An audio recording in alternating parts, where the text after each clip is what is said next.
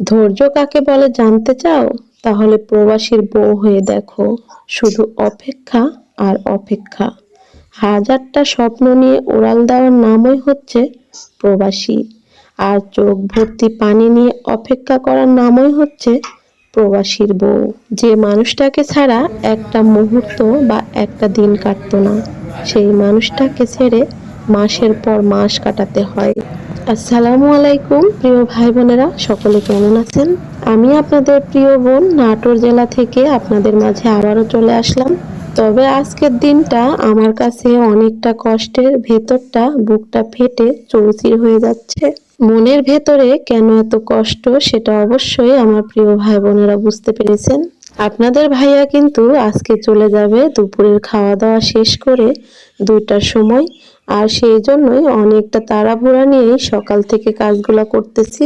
আমার আব্বা খুব সকাল সকাল এই মাছগুলো আনছে। এগুলো হচ্ছে নদীর মাছ।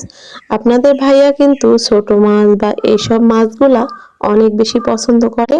এই মাছগুলাই দুপুরের জন্য রান্না করব, আপনাদের ভাইয়াকে খেতে দেব।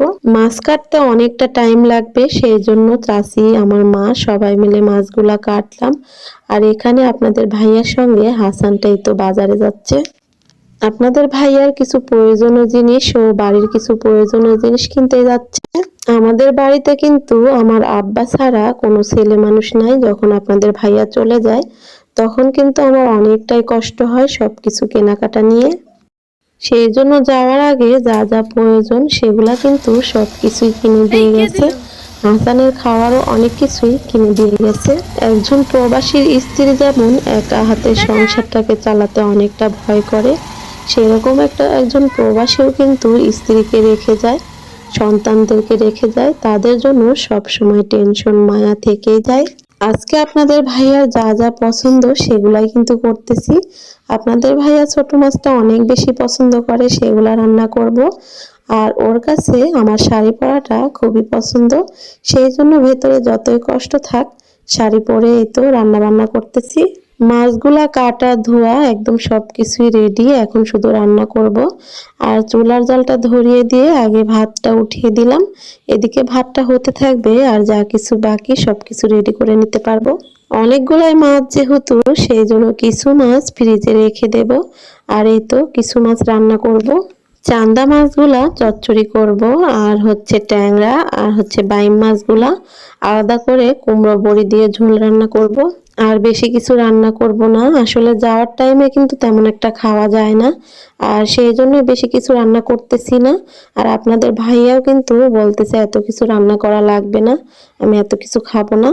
চুলার উপরে ভাতটা হচ্ছে আর এখন পাটায় আমি মশলাগুলা করে নিচ্ছি। শুকনো মরিচ, কাঁচা মরিচ, আদা, জিরা, রসুন সবকিছুই বেটে নেব। প্রথমেই তো কাঁচা মরিচ ও শুকনো মরিচটা একসঙ্গে বাটতেছি।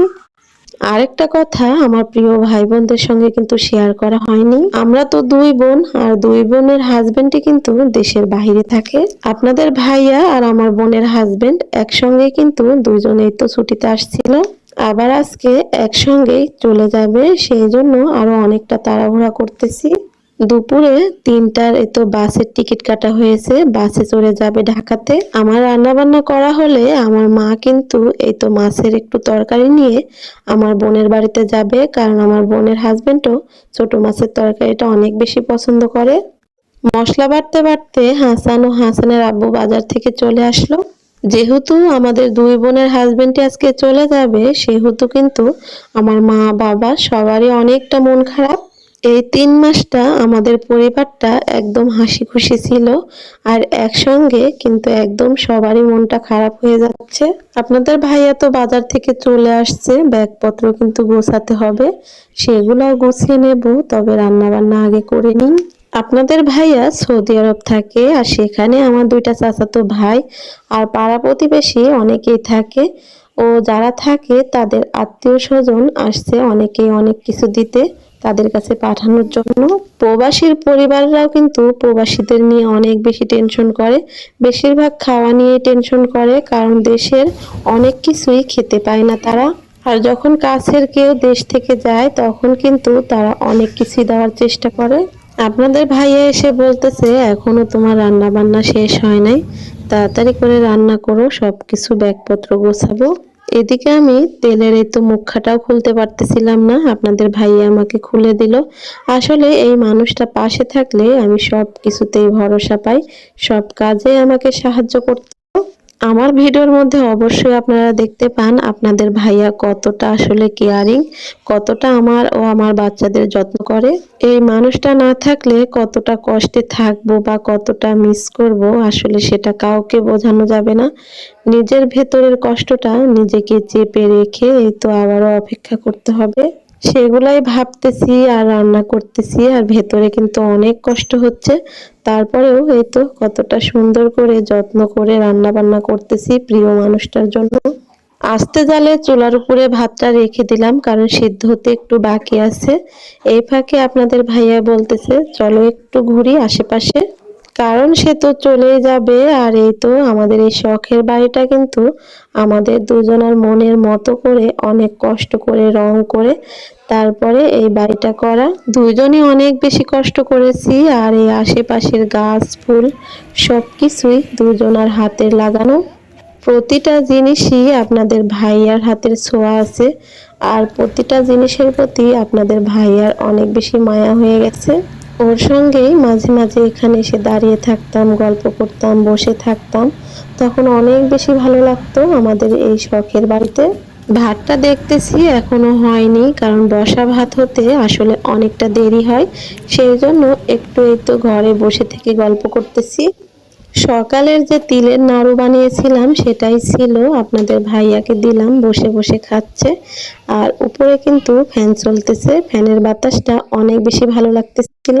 প্রিয় মানুষের সঙ্গে প্রতিটা মুহূর্তই মনে হচ্ছে অনেক বেশি দামি হয়ে যাচ্ছে, কারণ সময়টা একদম ঘনিয়ে আসতেছে বিদায় দেওয়ার। ভাতটা হয়ে গেছে, সেটা নামিয়ে রেখে ছোট মাছটা যে মাখিয়ে রেখেছিলাম হাতে, সেই কড়াইটা উঠিয়ে দিলাম চুলার উপরে, দিয়ে আবার চুলার জালটা একটু বেশি করে ধরিয়ে দিলাম। ছোট মাছের চচ্চড়িটা একদম শুকনা শুকনা করব না, অল্প নিচে যে ঝোল ঝোল থাকে সেরকম রান্না করব, কারণ ওরকমই আপনাদের ভাইয়া পছন্দ করে। ছোট মাছটা রান্না করা হয়ে গেছে, এখন এই তো কুমড়ো বড়ি দিয়ে বাইম মাছ ও হচ্ছে ট্যাংরা মাছ ঝোল করব। কুমড়ো বড়িগুলাকে আগে তেলে হালকা করে ভেজে নিলাম। অনেকেই কিন্তু জানেন না যে কুমড়ো বড়িটা ভাজা লাগে, সেই জন্যই বলে দিলাম। কুমড়ো বড়িটা ভাজলে কিন্তু কুমড়ো বড়ি থেকে অনেক সুন্দর একটা ঘ্রাণ আসে। তারপরে এই তো কড়াই আবারও তেল দিয়ে পেঁয়াজটা ভেজে নিয়ে এখন বাটা মশলাগুলা দিয়ে দিচ্ছি। বাইম মাছ ও ট্যাংরা মাছটা একসঙ্গে ঝোল করব, আলাদা করব না, কারণ একসঙ্গে কিন্তু এভাবে আমি মাঝে মাঝে রান্না করি। মাঝে মাঝে কয়েক রকম মাছ মিলিয়ে ঝোল করলেও খেতে খুব ভালো লাগে। মশলাটাকে খুব ভালো করে কষিয়ে নিচ্ছি। এদিকে আপনাদের ভাইয়া ব্যাগপত্র গুছাতে ঘরে চলে গেছে, যেহেতু আমার রান্না করতে অনেকটাই টাইম লেগে যাচ্ছিল। দেখতে দেখতে সকাল থেকে এই তো দুপুর হয়ে যাচ্ছে, ঘড়ির কাঁটাটা যে কিভাবে ঘুরতেছে সেটা কিন্তু আমি বুঝতে পারতেছি না। খুব তাড়াতাড়ি ঘনিয়ে আসতেছে বিদায়ের সময়টা। মশলাটাকে খুব সুন্দর করে কষিয়ে নিলাম, তারপরে তো মাছগুলাকে দিয়ে দিচ্ছি। আর এই মাছগুলা একদম টাটকা এনেই সঙ্গে সঙ্গে কেটে বেছে রান্না করলে এরকম মাছ খেতে কিন্তু খুবই ভালো লাগে। মাছটাকে খুব সুন্দর করে আবারও কষিয়ে নিলাম, তারপরে পরিমাণ মতো পানি দিলাম। একটু পানি বেশি দিলাম, কারণ যেহেতু কুমড়ো বড়ি দিয়ে রান্না করব, কুমড়ো বড়িটা কিন্তু অনেকটা পানি টেনে নেয়। একটা মেয়ের যখন বিয়ে হয় তখন সেই স্বামীকে ছাড়া একটা দিন বা একটা মুহূর্ত কখনোই সে কাটাতে চায় না, কিন্তু সেই প্রবাসী বউটা একটা মেয়ে, সেই মেয়েটাকে অনেক ধৈর্য ধরতে হয়। একটা মুহূর্ত না, এরকম কত কত মাস বছর তাকে সেই প্রিয় মানুষটার জন্য অপেক্ষা করতে হয়। আমার এই শখের ঘরে আমি যেখানে রান্না করি সেখানে কিন্তু লাইট ছিল না, আর আপনাদের ভাইয়া চলে যাবে জন্য মনে করে এই তো আবার লাইটটা লাগিয়ে দিচ্ছে। অনেক কিছুই আছে যেটা আমার মনে থাকে না, কিন্তু আপনাদের ভাইয়া মনে করে সবকিছু করে দেয়। ও জানতো যে আমার এখানে লাইটের দরকার, যেহেতু অন্ধকারে যখন রান্না করতাম ভিডিও করতে পারতাম না, সেই জন্যই এই তো লাইটটা লাগিয়ে দিয়ে যাচ্ছে। জীবনে এরকম একটা মানুষ পাওয়া আসলে অনেক বড় ভাগ্যের ব্যাপার। নিজেকে মাঝে মাঝে অনেকটা ভাগ্যবতী মনে হয়। তরকারিটা ঢেকে দিয়ে ঘরে আসলাম, এসে দেখি এই তো সবাই অনেক ব্যস্ত সবকিছু গোছানো নিয়ে। আপনাদের ভাইয়াকে দিয়ে এই তো সবাই যে জিনিসপত্র দেবে সেগুলাই সবাই প্যাকেট করতেছে। কেউ কেউ দিচ্ছে খাসির মাংস, গরুর মাংস, দেশি মুরগি, হাঁসের মাংস, তিলের নাড়ু, নারিকেলের নাড়ু, তারপরে হচ্ছে তালের বড়া, পিঠা, আচার। আসলে যে যেভাবে পারতেছে সেভাবে দিচ্ছে। তবে কিন্তু সবারটা নিতে নিতে আপনাদের ভাইয়ার ব্যাগের অনেক বেশি ওজন হয়ে গেছিল। যার যার কাছে পাঠাবে তার তার জিনিসের উপরে নাম লেখে এই তো প্যাকেটটা করতেছে। অনেক আশা নিয়ে প্রিয় মানুষের জন্য জিনিস দেওয়ার জন্য এই তো আসছে, আর জিনিসগুলো খুব যত্নে প্যাকেট করতেছে সবাই। আমিও আপনাদের ভাইয়ার জিনিসপত্র প্যাকেট করে দিয়ে এই তো আবারও চলে আসলাম বাহিরে। যেহেতু তরকারিটা চুলার উপরেই ছিল সেই জন্য তাড়াতাড়ি করে আবারও এসে তরকারিটা এই তো নামাচ্ছি। তরকারি তো হয়ে গেছে, নামিয়ে রাখলাম। এখন এই তো কিছু জিরা ভাজবো, সেই জন্য এখানে একটু খোলা বসিয়ে দিলাম। খোলাতে জিরাগুলা ভেজে নেব। আপনাদের ভাইয়া শুধু জামা কাপড় এগুলাই নিয়েছে, তেমন কিছু আমি দিই নাই নেওয়ার জন্য। সবকিছুই অন্যদের নিয়ে যাচ্ছে। ও আসলে একটু আলাদা, অন্যরকম, মুখের উপরে কাউকে কিছু না বলতে পারে না। সেই জন্য নিজের যতই কষ্ট হোক তারপরেও সবকিছু নিয়ে যাবে। অনেকটা তাড়াহুড়া করে রান্না করেছি, রান্না করে সবকিছুই বেড়ে নিচ্ছি। আপনাদের ভাইয়া কিন্তু ফ্লাইটের একদিন আগেই যাচ্ছে, যেহেতু দেশের অবস্থা এখন খারাপ রাস্তাঘাটের, সেই জন্য একদিন আগেই যাচ্ছে যাতে কোনো সমস্যা না হয়। আজকের রাতটা ঢাকাতেই থাকবে, আর পরের দিন মানে কালকে দুপুরবেলা আবার বের হবে এয়ারপোর্টের দিকে। আপনাদের ভাইয়ার কালকে ফ্লাইট হলো রাত 7টায়। আমার বোনের ননদের ছেলের বাসায় গিয়ে থাকবে ঢাকাতে। দুপুর 1টা বেজে গেছে, আপনাদের ভাইয়াকে খেতে দেব। সব কিছু রেডি করে টেবিলে নিয়ে যাচ্ছি। সবাই মিলে একসঙ্গে খেতে বসবো, কারণ সেই মানুষটার সঙ্গে আবার যে কবে এভাবে খেতে পারবো সেটা কিন্তু জানি না। আপনাদের ভাইয়া একদম রেডি হয়ে তারপরে খেতে এসেছে, যাতে খাওয়ার পরে আর বেশি একটা দেরি না হয়। হাসানটা পেছন পেছনে ঘুরতেছে আর শুধু বলতেছে, আব্বু আমাকে কোলে নাও। ও শুধু বারবারই বলতেছে, আব্বু তুমি যেও না। তখন ওর আব্বু বলতেছে, তোমার জন্য অনেক চকলেট আনবো, অনেক কিছু আনবো। ও বলতেছে, আমার কিছুই লাগবে না আব্বু। ওর এই কথাটা শুনে কিন্তু অনেক বেশি আমার কান্না পেয়েছিল, আর অনেক বেশি মন খারাপ হয়েছে যে ছোট বাচ্চাটাও আসলে চায় না কোনো কিছুই, বাবার আদর চায়। বাবার যে একটা ভালোবাসা, সেই ভালোবাসাটা কিন্তু কেউ দিতে পারে না। যতই অনেকে অনেক জিনিস দেয়, অনেক আদর করে, তারপরে বাবার ভালোবাসাটা অপূর্ণই থেকে যায়। এই তো আমার 3 ছেলে মেয়েকে নিয়ে আপনাদের ভাইয়া বসে পড়েছে খাওয়ার জন্য। হাসানটা মাঝে মাঝে আমার হাতে খেতে চায় না, ওর আব্বুর হাতের ভাত খায়। এই তো আজকেও ওর আব্বুর হাতের ভাত খাবে সেটাই বলতেছিল, সেই জন্য ওর আব্বু ওকেও খাইয়ে দিল। আর এই তো আমাকেও বলতেছে, তুমিও বসো, তোমাকেও খাইয়ে দেব। ভাতটা খাচ্ছিলাম আর গলা দিয়ে আসলে নামতেছিল না, অনেক বেশি কষ্ট হচ্ছিল। যাই হোক, খাওয়া দাওয়াটা শেষ করলাম। তারপরে এই তো ঘরে এসে হাসানকে নিয়ে, হাসানের আব্বু অনেক বেশি কষ্ট পাচ্ছিল, আর আমার ভেতরটা একদম ভেঙে চুরে যাচ্ছিল। প্রবাসী স্বামীকে বিদায় দেওয়া, এই কষ্টটা আসলে কাউকে দেখানো যায় না, বলাও যায় না। সেটা শুধু নিজের একান্তই।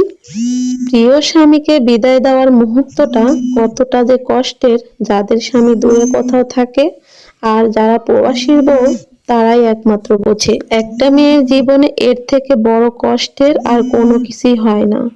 বিদায়ের মুহূর্তের অনুভূতি কেমন ছিল এটা শুধু ওই প্রবাসীর বউটাই জানে। হাসানের আব্বুটা খুব তাড়াহুড়া করে রেডি হচ্ছে, যেহেতু আমার বোনের হাজবেন্ডও যাবে। আর এখন কিন্তু আপনাদের ভাইয়া আমার বোনের বাড়িতে যাচ্ছে। এদিকে হাসানটা দেখুন কি করতেছে, কতটা কষ্ট লাগে এই মুহূর্তটা দেখলে। একজন প্রবাসী কতটা ধৈর্য সহকারে আসলে সে যে বাড়ি থেকে বের হয় বা প্রবাসে যায়, সেই প্রবাসীটাই আসলে বুঝতে পারে। হাসানটা অনেকটা জোরাজোরি করতেছিল, ওর আব্বুর সঙ্গে যাবে, বিদেশেই যাবে, ওর খালার বাড়ি দিয়ে যাবে যেহেতু, সেই জন্য আমার 3 ছেলে মেয়েকে নিয়ে গেল। তবে আমি যাব না, কারণ ওকে বিদায় দিতে ওখান থেকে আমার আরো বেশি কষ্ট হবে। আর আমার মা কিন্তু আগেই চলে গেছে আমার বোনের বাড়িতে। আমার বোনের হাজবেন্ডও যেহেতু চলে যাবে, সেই জন্য রান্না বান্না শেষ করে তরকারি দিয়েছিলাম, ওইটা নিয়ে আগেই চলে গেছিল। হাসানের আব্বু চলে যাওয়ার পরে আমার এই তো ছেলে মেয়েরা ওর নানির সঙ্গে আবারও চলে আসবে। হাসানের আব্বু সবার কাছ থেকে বিদায় নিচ্ছে, তখন কিন্তু আমার অনেক অনেক বেশি কষ্ট হচ্ছে। যে মানুষটা প্রতিটা মুহূর্তে আমার পাশে ছিল, কাছে ছিল, সুখ দুঃখের সাথী ছিল, সেই মানুষটা এই তো দূর প্রবাসে চলে যাচ্ছে। ওরা ভ্যানে উঠে চলে যাচ্ছে আর আমি কিন্তু দাঁড়িয়ে থাকতে পারতেছি না, ভিতরটা ভেঙে চুরে যাচ্ছে। আপনাদের ভাইয়া যতটা দূরে যাচ্ছে আমার কষ্টটা মনে হয় ততটাই বেড়ে যাচ্ছে। আমি এক মুহূর্তে ওখানে দাঁড়িয়ে থাকতে পারতেছি না, ঘরে চলে আসছি। আর ঘরে এসেও আমার মনে হচ্ছে পুরো দুনিয়াটাই ফাঁকা হয়ে গেছে। ঘরের কোনায় কোনায় প্রতিটি জায়গায় তার সঙ্গে স্মৃতিগুলা জড়িয়ে আছে। এই ফাঁকা ঘরে সেই স্মৃতিগুলো আমাকে দুমড়ে মুচড়ে ফেলছে। তার ব্যবহার করা কাপড়গুলা রেখে গেছে, আর সেইগুলা নিয়ে বুকে জড়িয়ে মনে হয় অনেক বেশি কান্না করি। সেই প্রিয় মানুষটার সঙ্গে কাটানো প্রতিটা স্মৃতি আমাকে এত বেশি কষ্ট দিচ্ছে, যেটা আমি সহ্য করতে পারতেছি না। বুকটা ফেটে মনে হচ্ছে আমি হাউমাউ করে কান্নাকাটি করি। এখন থেকে আবারও হলো চোখটা চাতক পাখির মতো ফোনের দিকে তাকিয়ে থাকবো সেই প্রিয় মানুষটার অপেক্ষায় দেখার জন্য। আর এটাই হচ্ছে প্রবাসীদের বউ।